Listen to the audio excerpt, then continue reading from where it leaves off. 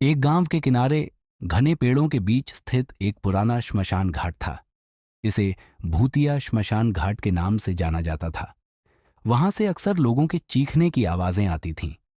गांव वाले कहते थे कि रात में वहां आत्माएं घूमती हैं, और जिसने भी वहां रात बिताने की कोशिश की वह लौटकर कभी नहीं आया।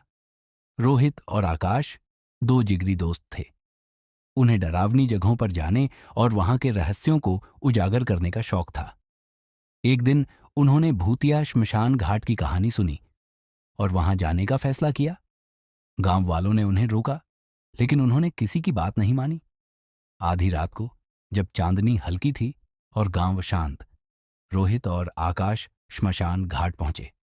वहां का माहौल ठंडा और डरावना था। पुराने जलते हुए शवों की राख हवा में थी और लकड़ियों के चटखने की आवाजें आ रही थीं। चारों तरफ अजीब सी दुर्गंध और भयानक सन्नाटा फैला था। श्मशान घाट के बीचों बीच एक बड़ा पीपल का पेड़ था। गांव वालों का कहना था कि इस पेड़ पर आत्माओं का वास है। पेड़ के पास एक टूटा हुआ चबूतरा और उस पर रखी एक पुरानी लालटेन दिखी।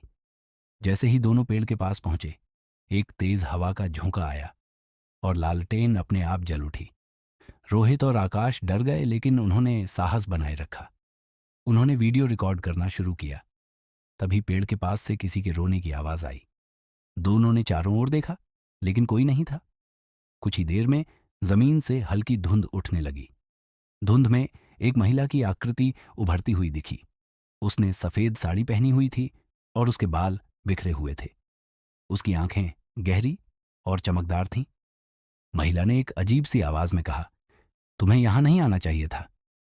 आकृति ने बताया कि वह इस श्मशान घाट पर मरने वालों की आत्माओं की रक्षक है।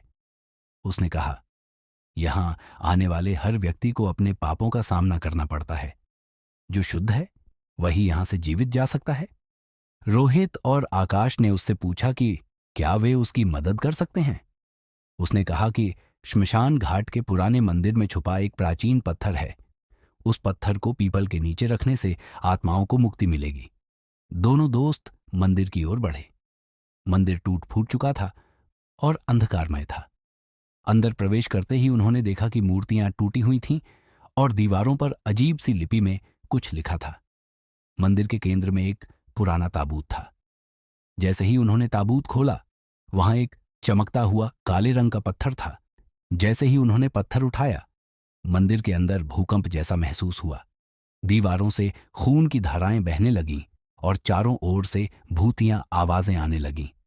रोहित ने चिल्लाते हुए कहा, हमें जल्दी यहां से निकलना होगा। दोनों किसी तरह मंदिर से बाहर भागे और श्मशान घाट पहुंचे। वहां पहुंचते ही उन्होंने पत्थर को पीपल के नीचे रखा।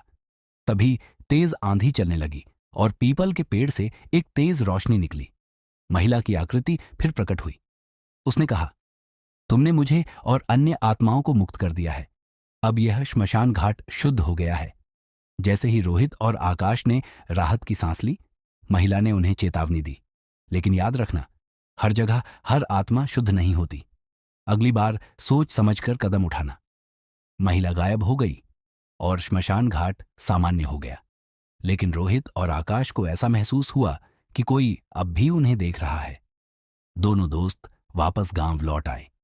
उन्होंने तय किया कि वे इस घटना के बारे में किसी को नहीं बताएंगे, लेकिन उनके चेहरों पर डर और थकान साफ झलक रही थी। ये कहानी हमें यह सिखाती है कि हर रहस्य को उजागर करना हमेशा सही नहीं होता। कभी कभी कुछ बातें अनकही रहना ही बेहतर होता है।